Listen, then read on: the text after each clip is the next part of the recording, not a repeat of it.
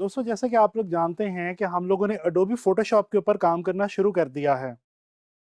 हम लोगों ने अभी तक अडोबी फोटोशॉप का मेन इंटरफेस देख लिया है और उसके अलावा हमने न्यू डॉक्यूमेंट की सेटिंग्स लेनी भी फोटोशॉप के अंदर सीख ली हैं।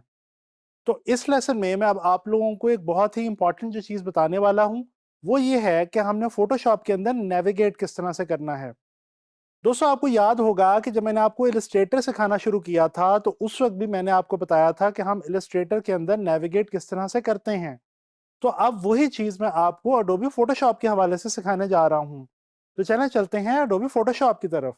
अच्छा, ये तो दोस्तों, ये देखें, आप लोगों के सामने मैंने एक न्यू डॉक्यूमेंट ओपन करके रखा हुआ है। जैसे कि आप लोग देख सकते हैं आपकी स्क्रीन पे, या आपका कैनवस है, या आपकी टूल बार है, या आपका मेन मेन्यू, सब मेन्यू, और ये आपके राइट साइड पे जो मेन्यूज होते हैं वो आपके अवेलेबल हैं। अच्छा, तो दोस्तों चलें ज़रा देखते हैं कि हमने फोटोशॉप के अंदर नेविगेट किस तरह से करना है। सबसे पहले तो ये चीज़ कि अगर आप स्पेस बार को क्लिक करेंगे तो ये आपके पास हैंड टूल आ जाएगा। अगर आपको याद हो तो जब हमने एडोबी इलस्ट्रेटर सीखा था, उस वक्त भी मैंने आपको बताया था कि ये स्पेस बार को अपने कीबोर्ड के ऊपर अगर आप होल्ड करके रखेंगे तो आपके पास ये हैंड टूल बना हुआ आ जाएगा। अच्छा, इस हैंड टूल के साथ मैंने आपको बताया था इलस्ट्रेटर में, और सेम प्रोसीजर फोटोशॉप के अंदर भी हम फॉलो करते हैं कि इस हैंड टूल की मदद से हम अपने इस कैनवस को या आर्ट बोर्ड को मूव कर सकते हैं। लेकिन दोस्तों, इस वक्त आप लोग देख रहे हैं कि ये आपका जो कैनवस है, ये हैंड टूल की मदद से भी मूव नहीं हो पा रहा। इसके लिए हम एफ की जो है वो प्रेस करते हैं अपने कीबोर्ड के ऊपर। जैसे ही हम एफ की जो है वो प्रेस करेंगे तो उसके बाद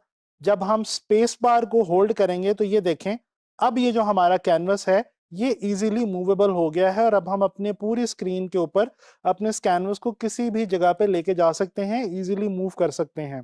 दोस्तों, एक बार और अगर आप F प्रेस करेंगे तो ये आप देख सकते हैं कि ये आपकी स्क्रीन के ऊपर सिर्फ और सिर्फ आपका कैनवस रह गया, बाकी सारी चीजें जो थी वो गायब हो गई हैं। ये वाली जो मोड है ये हम लोग बेसिकली तब यूज करते हैं जब हम मिसाल के तौर पे कोई लेआउट बना रहे हैं या किसी फोटोशॉप को ट्रीट कर रहे हैं और उसके अंदर हमें कोई भी और चीज नहीं चाहिए।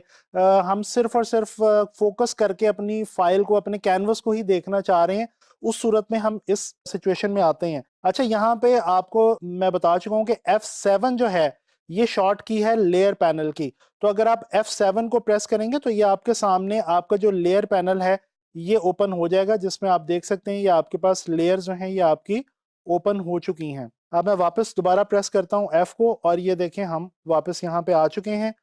एक बार और F प्रेस किया तो ये देखें अब आपका जो कैनवस है वो मूवेबल है। अच्छा, बिल्कुल इसी तरह से जैसे इलस्ट्रेटर में हम Z प्रेस करते थे और उससे हमारे पास जूम टूल आ जाता था, और हम जूम इन और जूम आउट कर सकते थे। प्लस के साइन के साथ हम जूम इन करेंगे, और अगर हमने जूम आउट करना है तो हम ऑल्ट की जो है वो होल्ड करेंगे, और फिर जैसे ही हम माउस के साथ क्लिक करते जाएंगे तो ये जो हमारा डॉक्यूमेंट है ये जूम आउट होता जाएगा। दोस्तों, ये भी चीज जिस तरह से इलस्ट्रेटर में थी बिल्कुल इसी तरह से फोटोशॉप में है। अच्छा, जब हम जूम के अंदर जाते हैं तो ये देखिए कि यहाँ पे दो तीन ऑप्शंस आपके पास आती हैं। 100%, यानी अगर आप 100% जूम करना चाहते हैं। फिट स्क्रीन, यानी कि अगर आप चाहते हैं कि जो आपका कैनवस है ये जो आपके स्क्रीन के ऊपर फिट हो जाए। और फिल स्क्रीन, अगर आप चाहते हैं कि ये जो आपका कैनवस है ये आपकी स्क्रीन को फिल कर ले। तो ये भी दो तीन ऑप्शंस हैं यहाँ पे। अच्छा, ये वी प्रेस करके हमारे पास ये आता है जी मूव टूल, जो कि हमारे आप देख सकते हैं हमारी जो टूल बार है उसके अंदर हमारा पहला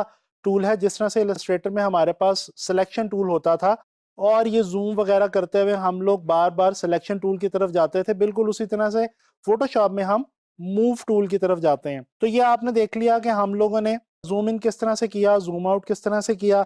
अच्छा, एक और चीज, ये यहाँ पे लेफ्ट बॉटम के ऊपर आपकी स्क्रीन पे आप देख सकते हैं, यहाँ पे अगर आप होल्ड करके रखें क्लिक करके तो ये आपको आपके डॉक्यूमेंट की जो सेटिंग्स हैं उसके बारे में आपको इन्फॉर्मेशन मिल रही है कि विड्थ क्या रखी है आपने, हाइट क्या रखी है, चैनल्स की आपको इन्फॉर्मेशन दी जा रही है, रेजोल्यूशन वगैरह के हवाले से बताया जा रहा है। प्लस अगर आप जूम करना चाहें अपनी मर्जी से तो आप यहाँ से आके, फॉर एग्जांपल मैं यहाँ पे 50% लिख के एंटर करता हूँ तो ये देखें मेरा जो डॉक्यूमेंट है ये 50% जो है वो जूम हो चुका है। तो यहाँ से आप जूम की जो वैल्यू है वो परसेंटेज में खुद भी सेट कर सकते हैं। इसके अलावा मैं आपको बता चुका हूँ कि अगर आपको कोई भी आपकी चीज ना मिले, आपकी यानी कि मेन्यू कोई भी बटन आपको नहीं मिल रहा, तो just go to window, window menu में आप जाएंगे और यहाँ पे आपको आपकी तमाम रिक्वायर्ड जो चीजें हैं, जो बटन्स हैं, जो मेन्यूज हैं वो आपको मिल जाएंगे। जैसे कि ये आपके पास लेयर्स वगैरह हैं। इसके अलावा जिस तरह इलस्ट्रेटर में कंट्रोल आर से आपका रूलर आता था, बिल्कुल इसी तरह से फोटोशॉप में भी आपका रूलर आता है। जी तो दोस्तों, आप लोगों ने देखा कि हमने फोटोशॉप के अंदर नेविगेट करना सीखा। हमने ये सीखा कि हम जूम इन जूम आउट वगैरह किस तरह से करते हैं और मूव किस तरह से करते हैं। एफ की के बारे में आपने सीखा और कुछ इंपॉर्टेंट चीजें फोटोशॉप के अंदर नेविगेट करने के बारे में इस लेसन में आपने सीखी। मैं उम्मीद करता हूं कि आप लोगों को इस लेसन के अंदर फोटोशॉप में नेविगेट करने के हवाले से इंफॉर्मेशन मिली होगी और समझ भी आ गई होगी। अब आपने इसकी प्रैक्टिस करनी है।